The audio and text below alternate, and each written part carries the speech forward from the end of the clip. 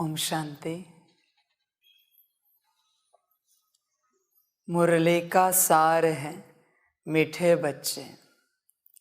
बाप जो सदा सुख देते हैं, रोज पढ़ाते हैं, ज्ञान खजाना देते हैं, ऐसे बाप को तुम भूलो मत।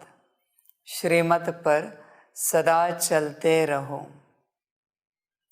बाबा कहते हैं, मीठे बच्चे, बाप जो सदा सुख देते हैं, बाप सदा सुख देने वाला है। बाप का कर्तव्य ही है बच्चों को सदा सुख देना, सदा के लिए सुखी बनाना। यह बाप का कर्तव्य है। इसे गुण समझो या कर्तव्य समझो, बाप हमेशा सुख देता रहता है। जो भी मिले बाप को, बाप उसे सुख देता है।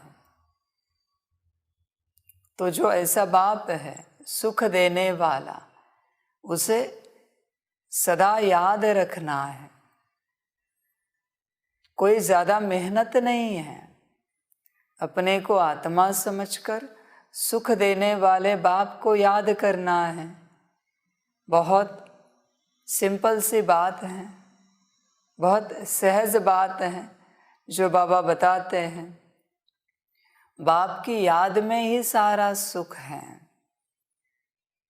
बाप की याद जैसे विज्ञान है, माना बहुत गहराई है उसके अंदर। तुम बस याद करो अपने को आत्मा समझकर, सिमर सिमर सुख पाओ, ऐसे बात है। तो बच्चे बस याद करना। यह संगम युग मिला है याद के लिए। ऐसे बाप को सदा याद करना चाहिए। संसार को, बाहरी बातों को बहुत याद किया। अभी ऐसे बाप को याद करना चाहिए जो सदा सुख देता है, बहुत काल का सुख देता है, दुख से छुड़ाता है। और ऐसे विकर्म जो बच्चों से घटित हुए हैं, जिनके दुख बहुत बड़े हैं, उन्हें बाप समाप्त कर देता है। जो बच्चे बाप को याद करते हैं आत्मा समझकर, बच्चे याद करो। रोज पढ़ाते हैं, रोज बच्चों को ज्ञान देते हैं। ज्ञान देने के लिए अपना धाम छोड़कर नीचे आए हैं, ताकि बच्चों को सजग कर सकें कि बच्चे जागो, यह संगम का समय है, अब घर जाना है, मैं लेने के लिए आया हूँ। अभी ड्रामा पूरा हुआ, अभी तुम मेरी मत पर चलो, श्रीमत पर चलो। बाकी सबकी मतों को भूल जाओ। बाकी सभी की मतों ने तुम्हें गिरा दिया। जितनी मतें ली उतने गिर गए। बाबा कहते अभी मेरी मत लो और ऊंच चढ़ो। मैं ऊंच चढ़ाने के लिए आया हूँ, ऊंच उठाने के लिए आया हूँ। तो जो रोज पढ़ाते हैं, बाबा कहते समझ है। बच्चे ज्ञान को ध्यान से समझो, पढ़ो, धारण करो। ज्ञान खजाना देते हैं। ज्ञान ही सबसे बड़ा खजाना है, संगम युग का ज्ञान।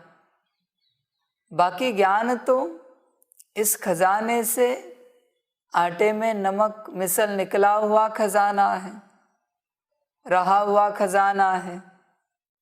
पर यह जो ज्ञान जो बाप दे रहा है बच्चों के सम्मुख बैठकर, यह खजाना सबसे बड़ा खजाना है। बच्चों को यह शब्द लगेंगे, जो स्थिति में नहीं होंगे, यह अक्षर लगेंगे, यह वाक्य लगेंगे। और बच्चे, यह वाक्य नहीं है, अक्षर शब्द नहीं है, यह खजाना है। तुम इसे लेते चलो, खजाना इकट्ठा करते चलो। जैसे कोई खजाना इकट्ठा करने स्थूल रूप में कहीं जाते हैं तो दिन रात नहीं देखते, जितना इकट्ठा हो सके इकट्ठा करते हैं। वैसे ही बाबा कहते यह ज्ञान खजाना है। जितनी मुरलियाँ पढ़ सकते हो पढ़ो, उतना खजाना जमा हो रहा है, बस यह दिखेगा नहीं।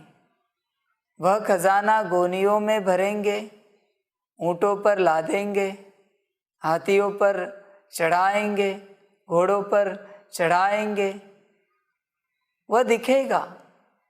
यह नहीं दिखेगा, क्योंकि यह अंदरूनी खजाना है। यह खजाना यहाँ जमा करेंगे और यही खजाना सतयुग में परिवर्तन हो जाएगा रत्नों में।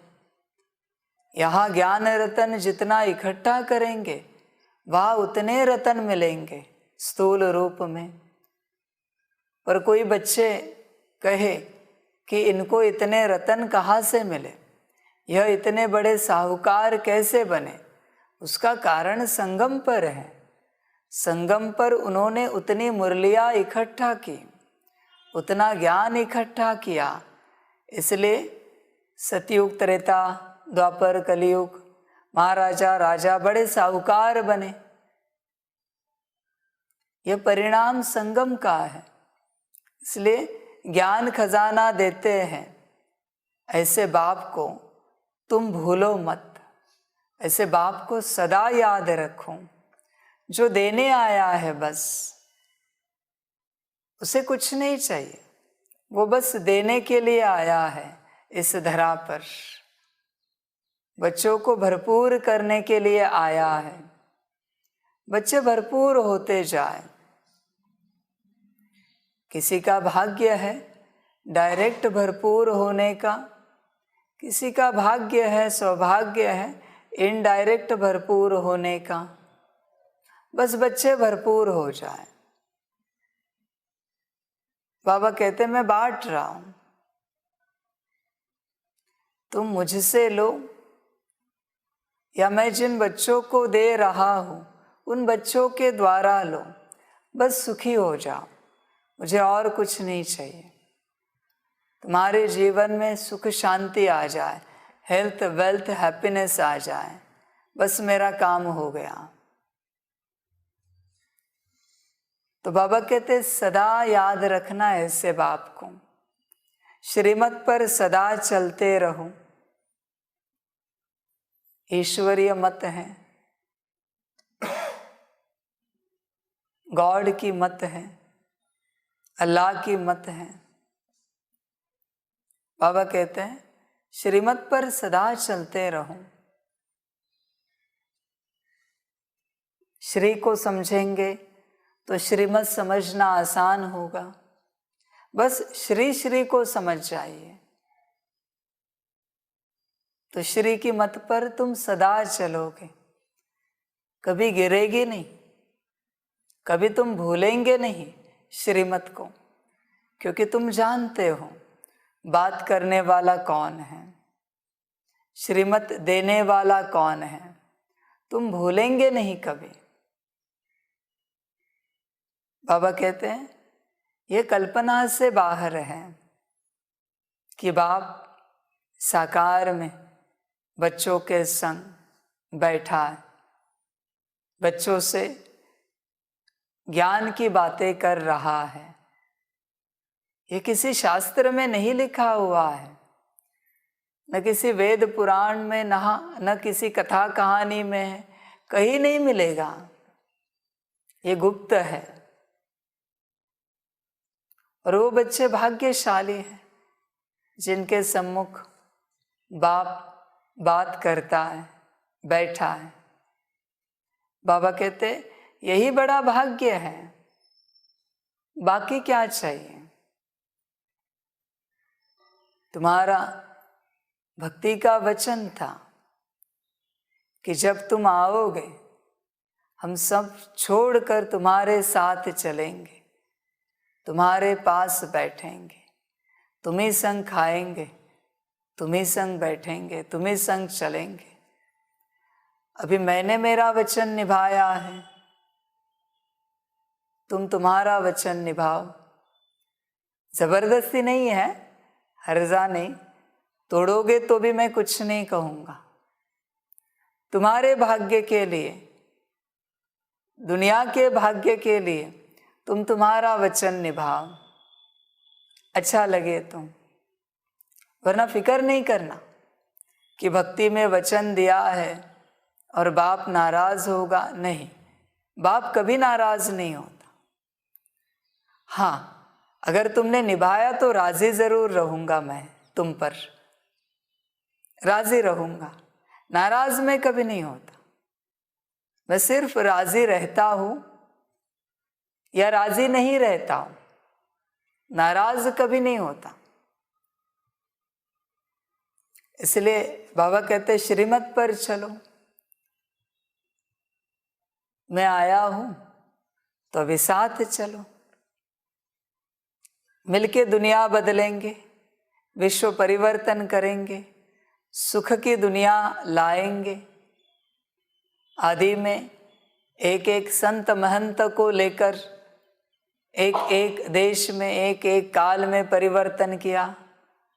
अंत में परिवर्तक बच्चों को लेकर एक साथ सारे दुनिया को बदलना है। इसलिए बाप दुनिया बदलने वाले बच्चों को ढूंढ रहा है, खोज रहा है। दुनिया बदलने वाले बच्चे, देश या राज्य बदलने वाले नहीं, दुनिया बदलने वाले। क्योंकि अभी दुनिया बदलने का समय आया है। एक एक युग में देश, राज्य, काल बदलता गया, बहुत अच्छी बात। अभी दुनिया बदलने का समय है, तो बाप ढूंढ रहा है ऐसे बच्चों को। ऐसे बच्चों का संगठन इकट्ठा हो जाएगा, सारी धारणाओं में आ जाएंगे, श्रीमत पर पक्के चलेंगे। फिर बाप आज्ञा देगा अभी क्या करना है। इस संगठन से विश्व बदलेगा, ऐसे संगठन से। प्रश्न है, बाप की जादूगरी कौन सी है जो मनुष्य नहीं कर सकते हैं? उत्तर है, कांटों के इस जंगल को बदलकर सुंदर फूलों का बगीचा बना देना, पतित मनुष्यों को पावन देवता बना देना। यह जादूगरी बाप की है, किसी मनुष्य की नहीं। बाप ही सबसे बड़ा सोशल वर्कर है, जो पतित शरीर, पतित दुनिया में आकर सारी पतित दुनिया को पावन बनाते हैं। यह जादूगरी मनुष्य नहीं कर सकते, क्योंकि मनुष्यों का पाठ भी नहीं है। बच्चे किसी संत महंत को, महात्मा को, पुण्यात्मा को दोष नहीं देना कि तुम दुनिया नहीं बदल सकते। नहीं, उनका पार्ट ही नहीं है। वो जो कर रहे हैं बहुत श्रेष्ठ कर रहे हैं। कम से कम 4 बच्चों को, 10 बच्चों को, 400 बच्चों को अच्छी राह पर तो लेके जा रहे हैं, भटका तो नहीं रहे ना। तो उनका पार्ट नहीं है दुनिया बदलने का, तो उन्हें भी तुम श्रेष्ठ दृष्टि से देखना। बहुत श्रेष्ठ बच्चे हैं वो, जो बाप के लिए मददगार बने हैं। बाबा जैसे कहते हैं, सन्यासियों ने थमाया है इस सृष्टि को, उसमें वो बड़े पार्टधारी हैं। वो पूजनीय है उस रूप से, क्योंकि उन्होंने थमाया है। तुम बच्चे अभी सीख रहे हो कैसे थमाना है, पर उन्होंने थमाया है। तो बाबा कहते हैं मनुष्यों का पार्ट नहीं है, बाप का ही पार्ट है। इस कांटों के जंगल को बदलकर सुंदर फूलों का बगीचा बना देना, यह बाप का पार्ट है। और बाप कर रहा है बच्चों को निमित्त बनाकर, बच्चों के द्वारा बच्चे श्रीमत पर चलते रहे और कार्य करते रहे। कांटों के जंगल को बदलना आसान है, बस श्रीमत पर चलो। सुंदर फूलों का बगीचा लाना आसान है, बस श्रीमत पर चलो। तुम्हारे अंदर जितनी मत है, जब भी बच्चों से कोई मत निकले, कोई भी मत निकले, बच्चे बस एक बात का ध्यान रखें, चेक करें ये बाप की मत है या नहीं है। किसकी है वो छोड़ो, बाबा कहते हैं बस इतना सा चेक करना है, ये बाप की मत है या नहीं। नहीं है तो छोड़ देना है। बच्चे किसी भी बात के लिए जब भी ऑप्शंस देते हैं, किसी भी बात के लिए, किसी भी कार्य के लिए, सेवा के लिए, बस इतना सा चेक करें ये मत बाप की है या नहीं। नहीं तो छोड़ देनी है तो करनी है। सिंपल सी बात है। बाबा कहते हैं जो बाप की मत नहीं है उसमें नहीं जाना है, जो बाप की मत है उसी पर चलना है। किसकी है उसमें नहीं जाना है। वेद शास्त्रों की है या गुरुओं की है, तुम्हारे लौकिक पढ़ाई की है या अभी के विज्ञान से जो साधन बने उन साधनों से आई हुई मत है, उसमें नहीं जाना है। एक दूसरे से आई हुई मत है, नहीं उसमें नहीं जाना है। बस बाप की है तो करना है, नहीं है तो छोड़ देना है। सिंपल रास्ता है। बाबा कहते हैं बिल्कुल कोई मेहनत नहीं है। जब भी मन में कोई मत आए, बस अपने से यही सवाल पूछना है बाप की तरफ से, ड्रामा की तरफ से, कि यह मत बाप की है या नहीं है। बड़े प्रेम से पूछना है, बड़े नम्रता से पूछना है, बड़े स्नेह से। बस सिंपल सी बात है। बाबा कहते हैं जब भी तुम किसी को सलाह दो, लौकिक अलौकिक पारलौकिक, तुम्हारे मुख से कोई शब्द निकले, बस सिंपल बात है। बाबा कहते चेक करो उन शब्दों को निकालने से पहले कि ये बाप के बोल है या नहीं है। नहीं है तो नहीं निकालने हैं, और है तो जरूर देने हैं। बाप दे देगा। बाप है या नहीं है, बस श्रीमत पर चलना आसान होगा। कोई भी बात, कुछ भी खाने का मन हुआ, बस चेक करो यह खाना बाप की श्रीमत है या नहीं है। कुछ भी पहनने का मन हुआ, ये बाप की श्रीमत है पहनना या नहीं है। कुछ भी करने का मन हुआ, ये करना बाप की मत है या नहीं है। कितना आसान है संगम का जीवन। ऐसे बैठना है, इस प्रकार से बैठना बाप की श्रीमत है या नहीं है। ऐसे चलना है, बस चेक करना है हर बात में। और जब भी दूसरे भी आपको पूछे और मुख से कुछ निकलने वाला है, बस इतना सा चेक करना है उनको बोलने से पहले कि अभी जो हम बोलने जा रहे हैं ये बाप की मत है या नहीं है। नहीं है तो चुप रहना है, और है तो बाबा कहते बोल देना है, ड्रामा हो तो। सिंपल सी बात है। कोई मेहनत नहीं है श्रीमत पर चलने के लिए, कोई मेहनत नहीं। बच्चे भी एक दूसरे को बताते चले कर्मों में, कि ये जो आप कर रहे हो ये बाप की मत है या नहीं है, एक दूसरे को याद दिलाते चले। कोई किस तरीके से मुरली पढ़ रहा है, सुन रहा है, उन्हें पूछना ये बाप की मत है या नहीं है। बहुत आसान है, बाबा कहते हैं चलना बहुत आसान है, बस इतना सा शब्द सदा ध्यान में रखना, तुम जो करो वो बाप की मत है या नहीं है।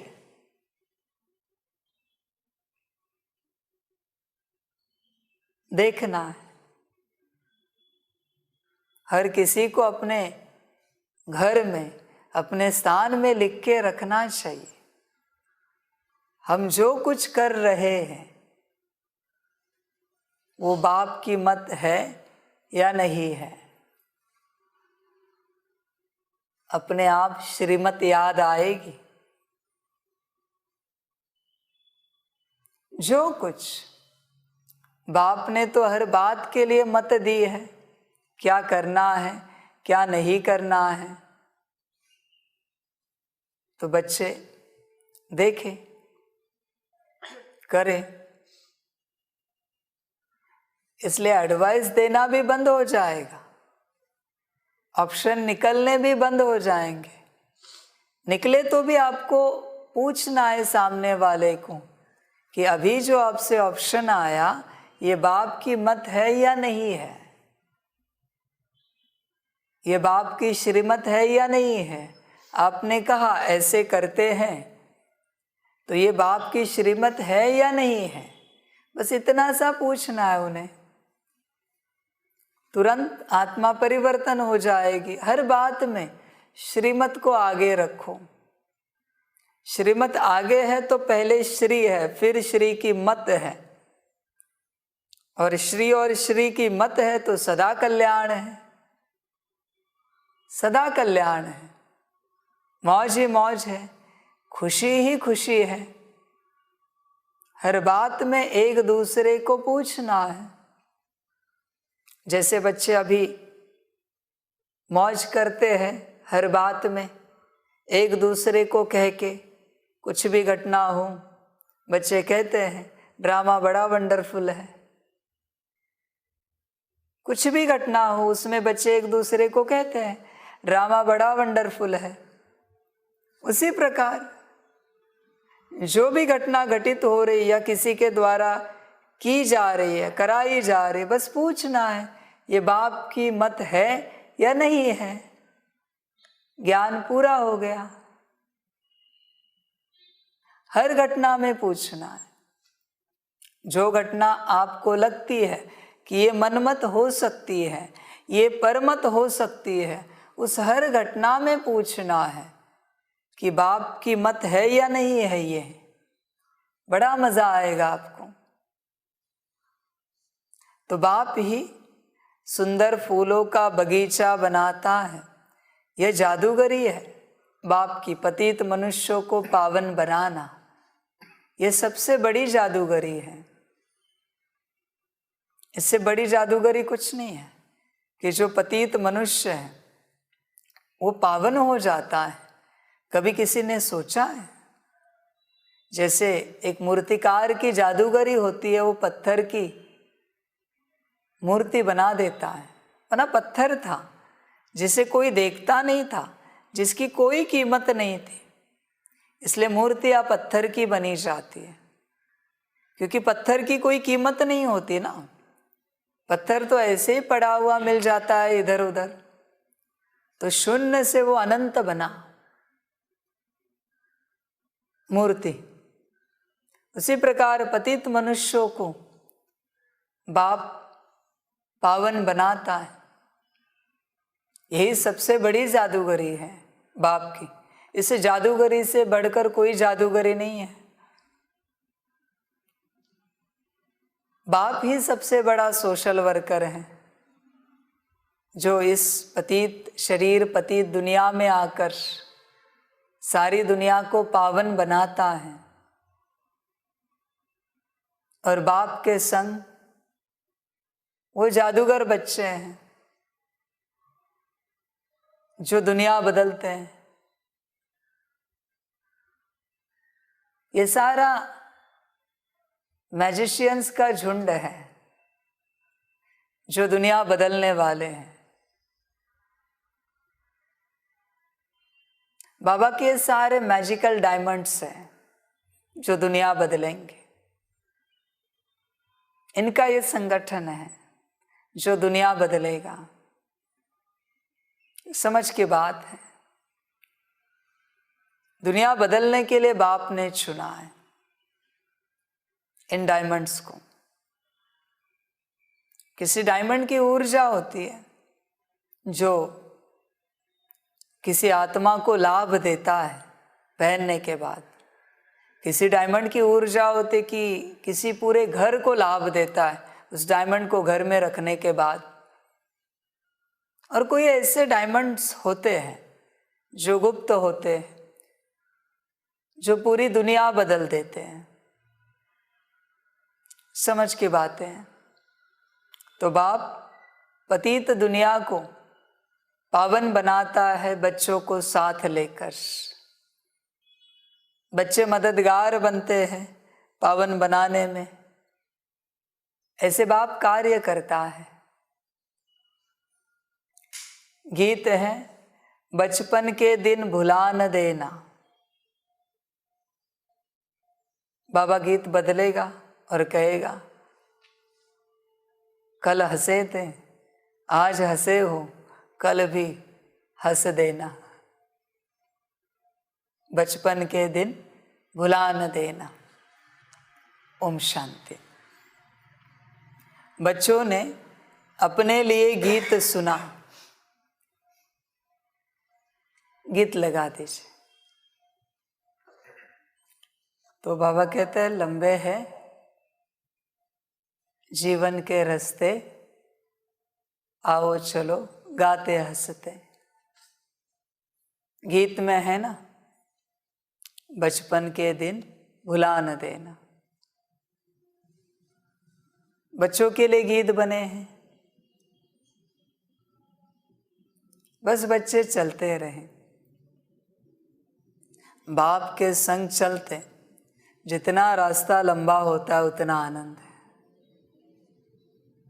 जिसने बाप को समझा है वो नहीं चाहेगा कि रास्ता छोटा हो जाए। वो नहीं चाहेगा कि सतयुग आ जाए। वो नहीं चाहेगा कि ये साथ छूट जाए।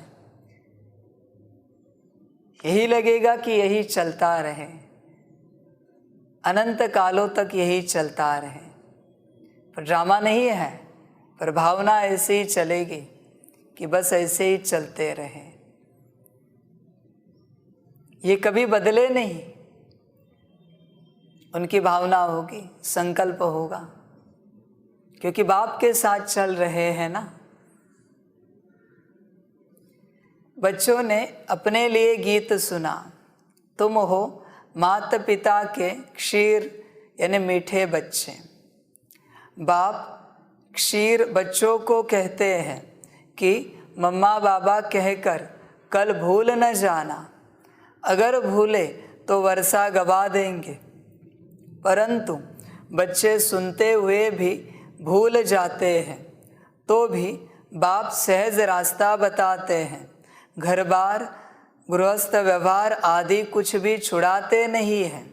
कहते हैं गृहस्थी हो चाहे बैचलर यानी कुमार हो, सिर्फ श्रीमत पर चलने का पुरुषार्थ करो। ऐसे बाप को कभी भूल न जाओ।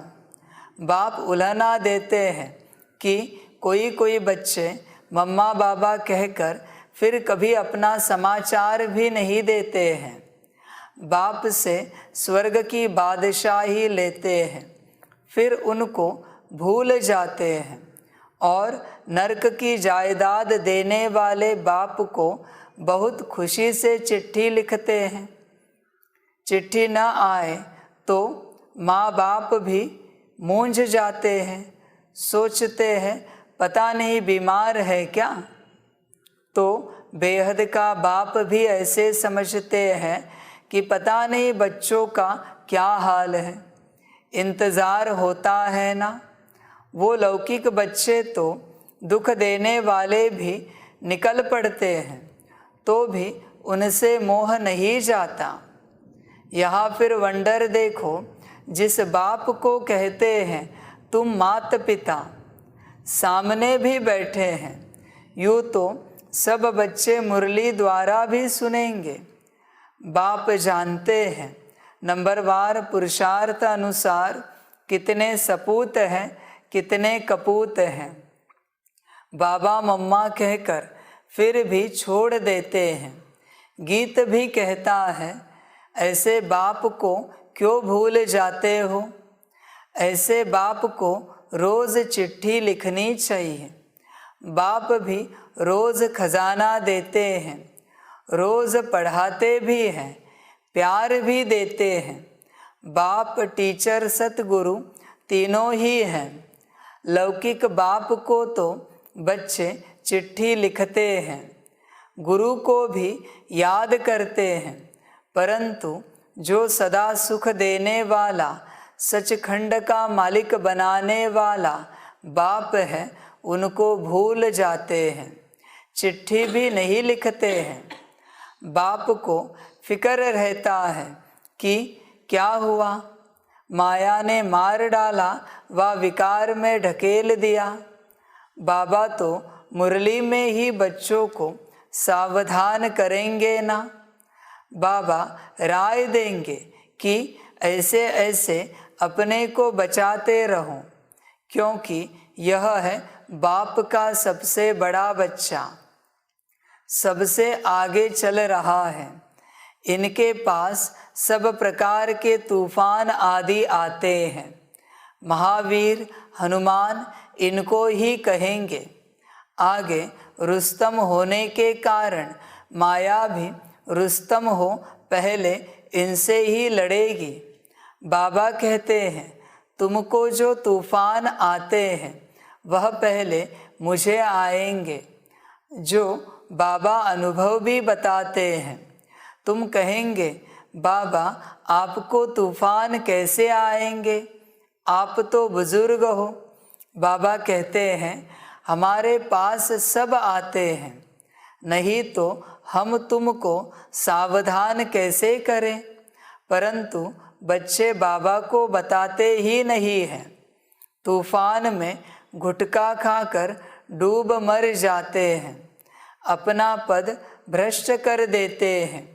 इसलिए बाप कहते हैं, एक दो को याद दिलाते रहो। बाबा को पत्र तो लिखो, हर बात में एक दो को सावधान करो। माया बड़ी तीखी है, घूसा मार देती है। तुम बच्चे सारी दुनिया के सच्चे सोशल वर्कर्स हो। वह हद के सोशल वर्कर हद की सेवा करते हैं। यह बाप तो सारी दुनिया का सोशल वर्कर है। सारी पतित दुनिया को पावन बनाना यह बाप के ऊपर है। बाप को ही बुलाते हैं। ऐसे बाप को बाप कहें, फिर बच्चे भूल जाते हैं। यह गीत भी कोई का टच किया हुआ है। जैसे कोई कोई शास्त्र भी अच्छे बने हुए हैं जो मनुष्य अपने पास रखते हैं। यहाँ तो शास्त्र चित्र आदि कुछ भी नहीं है। यह चित्र भी अपने ही बनाए हुए हैं। वह सब चित्र है संशय बुद्धि बनाने वाले। यह चित्र है निश्चय बुद्धि बनाने वाले। दुनिया को तो यह मालूम ही नहीं कि भारत स्वर्ग था, भारत का कितना मान है। यहाँ ही शिव बाबा आते हैं। शिव को बाबा कहते हैं। फिर हैं ब्रह्मा बाबा। विष्णु को बाबा नहीं कहेंगे। यह भी तुम बच्चे जानते हो। दुनिया के मनुष्य तो कहते हैं, हे पतित पावन आओ। हम पतित हैं, आकर पावन बनाओ, परंतु यह नहीं जानते कि वह पतित से पावन कैसे बनाएंगे, कहाँ ले जाएंगे। बस तोते के मुआफिक बोलते हैं, बिगर अर्थ कुछ भी नहीं जानते। अरे गॉड फादर कहते हो, फादर मना प्रॉपर्टी, और किसको फादर नहीं कहा जाता। विष्णु और शंकर को भी फादर नहीं कह सकते, तो और किसी को कैसे कहेंगे। सब समझते हैं कि गॉड फादर निराकार ही है। आत्मा इस देह में आकर पुकारती है, ओ गॉड फादर। बाप आकर देही अभिमानी बनाते हैं। तुम बाप को कहते हो, बाबा हमको पावन बनाओ और पावन दुनिया में ले चलो। शिव बाबा आते हैं भारत में पवित्र प्रवृत्ति मार्ग बनाने। बाप कहते हैं, तुम प्रवृत्ति मार्ग वाले पावन थे, तुम ही चाहते हो हम पावन बने। स्वर्ग को याद करते हो, वैकुंठ कहने से श्री कृष्ण याद आता है। यह नहीं समझते कि प्रवृत्ति मार्ग के महाराजा महारानी लक्ष्मी नारायण को याद करें। अब मनुष्य चाहते हैं शांति। यह सारी दुनिया का क्वेश्चन है, उसकी जवाबदारी बाप के ऊपर है। जब भारत नरक हो जाता है तो उसको स्वर्ग बनाने बाप ही आते हैं। नरक फिर कौन बनाते, कब बनाते हैं, यह कोई नहीं जानते हैं। बाप कहते हैं, मैं तुमको स्वर्गवासी बनाता हूँ, स्वीट वर्ल्ड में ले जाए, फिर तुमको स्वीट बादशाही में भेज देंगे। ऐसे बाप से तो रात दिन पढ़कर पूरा वर्षा लेना चाहिए। वास्तव में रात दिन कोई पढ़ाया नहीं जाता है। बाबा कहते हैं, सवेरे और रात को 1 घंटा रेगुलर पढ़ो। सवेरे का समय तो सबको मिलता है, 1 सेकंड की बात है। सिर्फ बाबा और वर्षे को याद करना है। फिर भी तुम भूल जाते हो, फिर कहते हो बाबा हम क्या करें। याद भी बड़ी सहज है, सृष्टि चक्र का ज्ञान भी बड़ा सहज है। यह है पाप आत्माओं की दुनिया, तुमको पुण्य की दुनिया में जाना है। शिव बाबा को याद करो। गृहस्थ व्यवहार में रहने वालों के लिए भी बहुत सहज है, तो बाप बच्चों को ज़रूर याद करते हैं। फलाने की कभी चिट्ठी नहीं आती है, क्या हो गया है। वह जब सामने आते हैं तो पूछता हूँ, क्या बेहोश तो नहीं हो गए थे। बाप के साथ इतना लव नहीं, पाई पैसा कमाने वाले में लव चला जाता है। बाबा को समाचार देना चाहिए, बाबा हम जीते हैं, खुश हैं, औरों को भी परिचय देते रहते हैं। बाबा तो रोज़ मुरली में याद प्यार भेजते हैं, बाकी एक एक का नाम तो नहीं लिख सकते हैं, तो बच्चों को भी अपना समाचार देना चाहिए। इस समय सारी दुनिया का मुँह काला हो गया है, उनको बाबा आकर गोरा बनाते हैं। बाबा भारत का मुँह फेर देते हैं, कांटों के जंगल को फूलों का बगीचा बनाते हैं। कैसा जादूगर है, स्वर्ग के बगीचे में भारत ही होता है। वह यह पता नहीं रहता कि हमारे पीछे और कौन कौन आने वाले हैं। समझते हैं बस हम ही विश्व के मालिक हैं। सतयुग को कहा जाता है गार्डन ऑफ अल्लाह। फिर जंगल कोई गॉड नहीं बनाते, वह तो रावण बनाते हैं।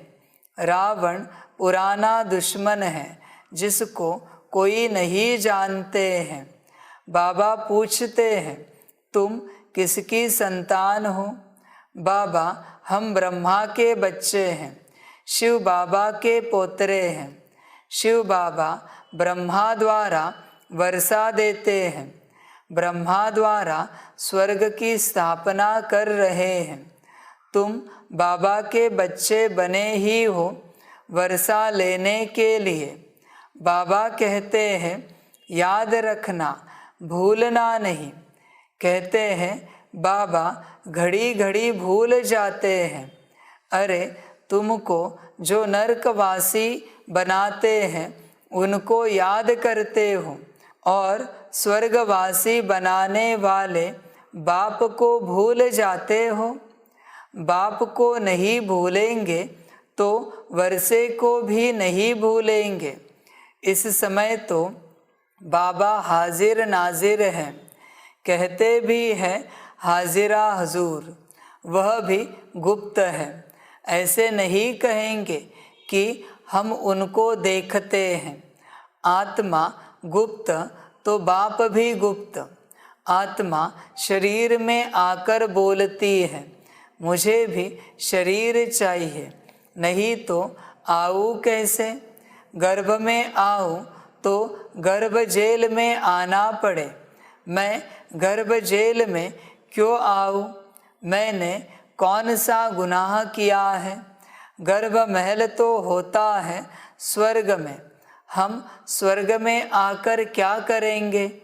स्वर्ग का मालिक तो तुम बच्चों को ही बनाता हूँ। यहाँ सम्मुख बैठकर सुनने से सबको मज़ा आता है, यहाँ से बाहर जाने से सब कुछ भूल जाते हैं। 21 जन्मों की राजाई लेना और साधारण प्रजा में पद पाना फर्क तो बहुत है ना। भील लोग रोटला खाते हैं, साहूकार माल खाते हैं।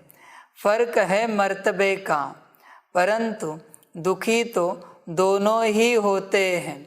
स्वर्ग में फिर सब सुखी होते हैं, परंतु मर्तबा नंबरवार है।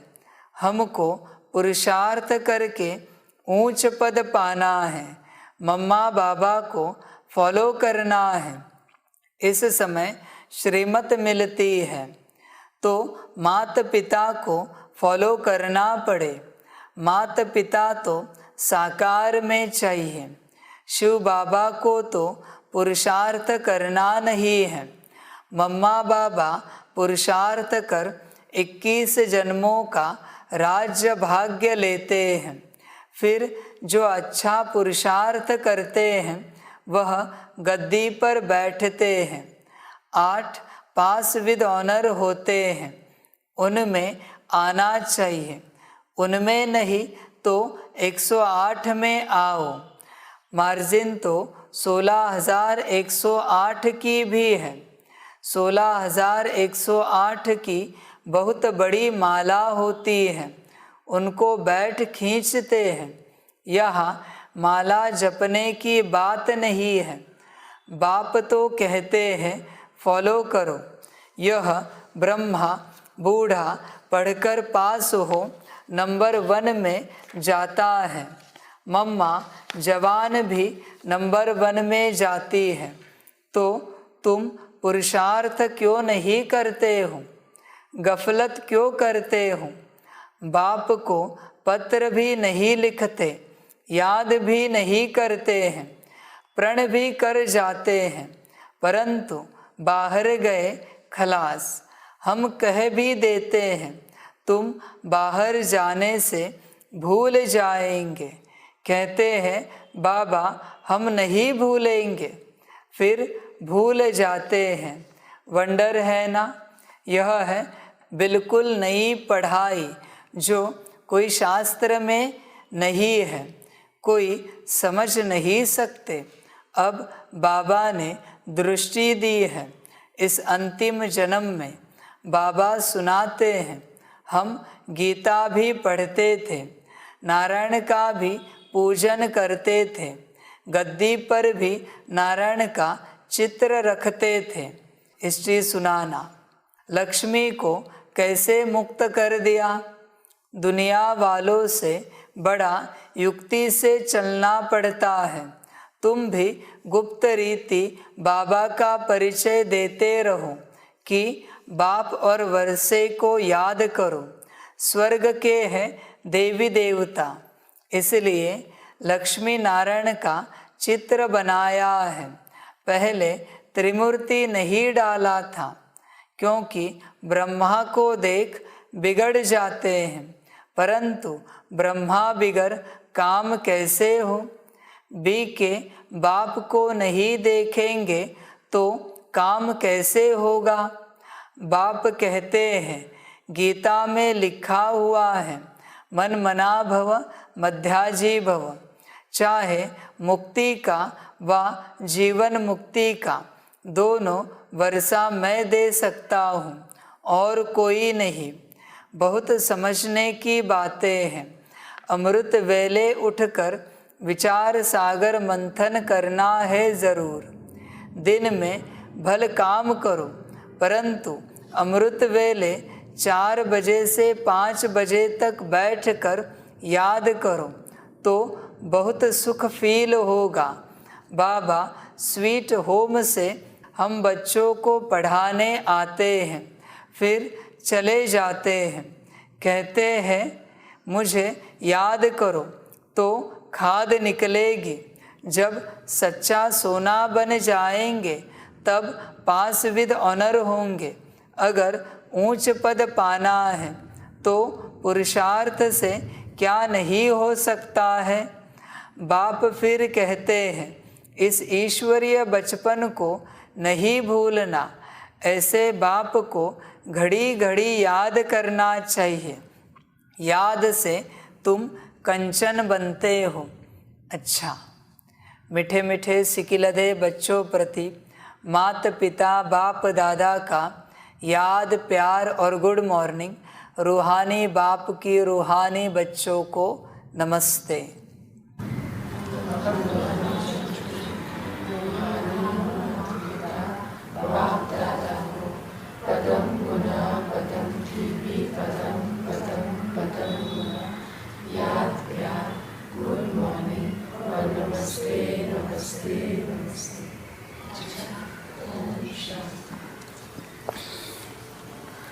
धारणा के लिए मुख्य सार है, 1 नंबर, किसी भी प्रकार की गफलत नहीं करनी है।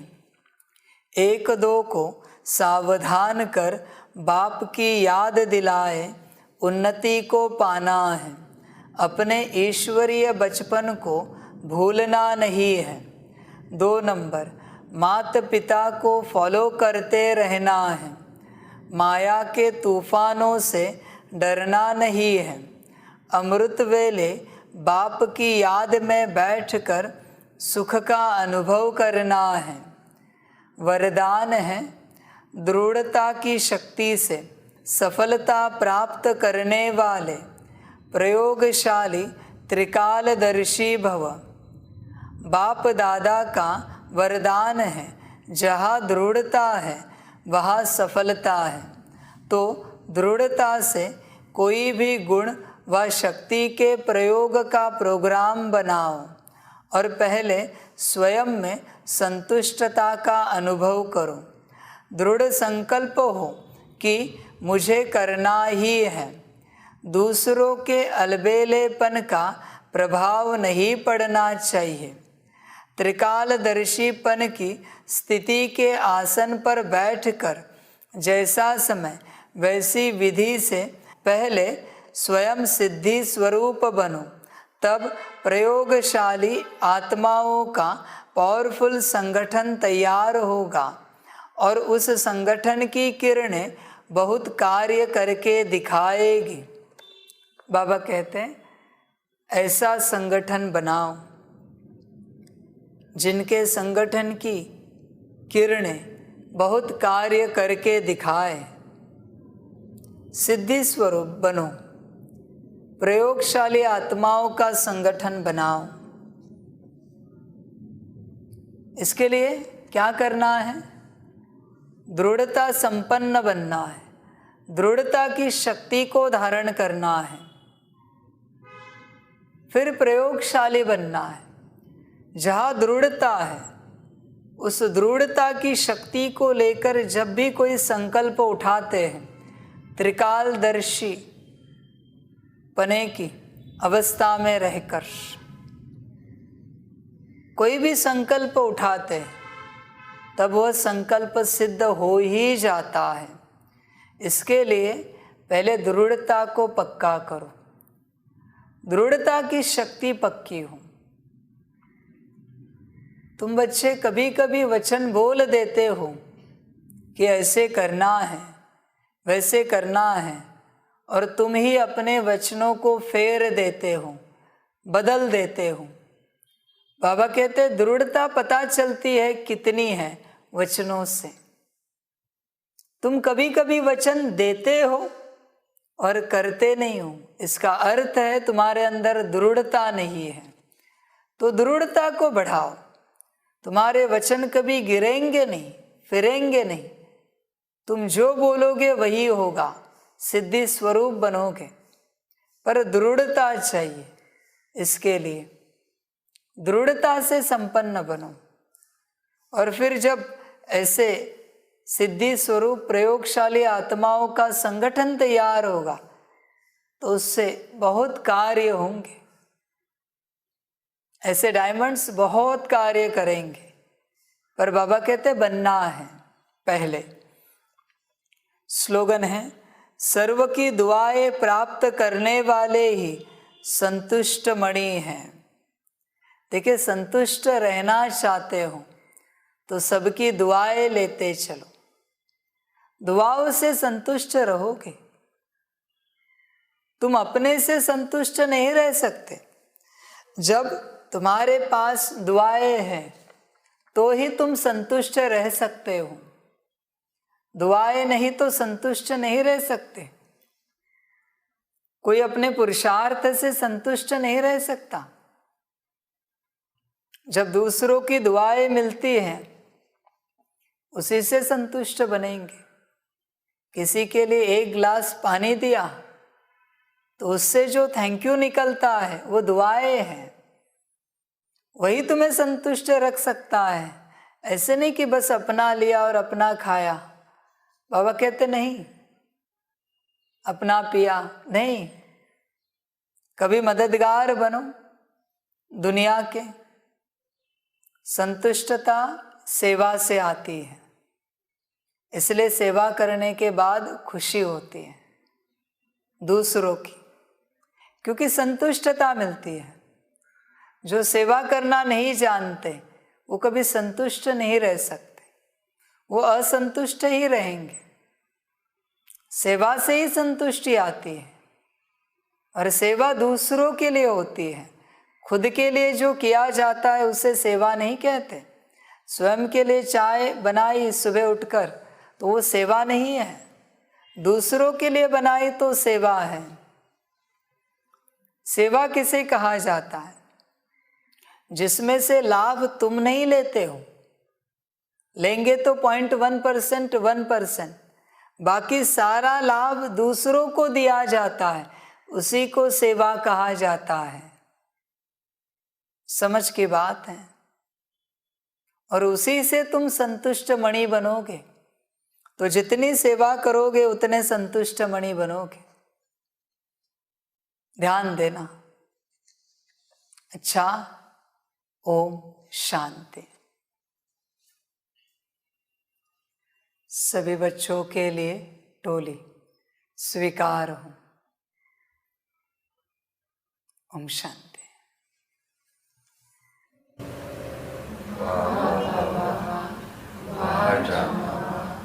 वाहे मेरा आत्मा, वाहे मेरा भाग्य, ईश्वरीय परिवार वाले में स्वराज्य अधिकारी आत्मा। अच्छा, ओम शांति। मेरा बाबा, मीठा बाबा, प्यारा बाबा, पदम गुना पदम गुना पदम गुना। शुक्रिया बाबा, शुक्रिया बाबा, शुक्रिया। अच्छा, ओम शांति। ओम शांति।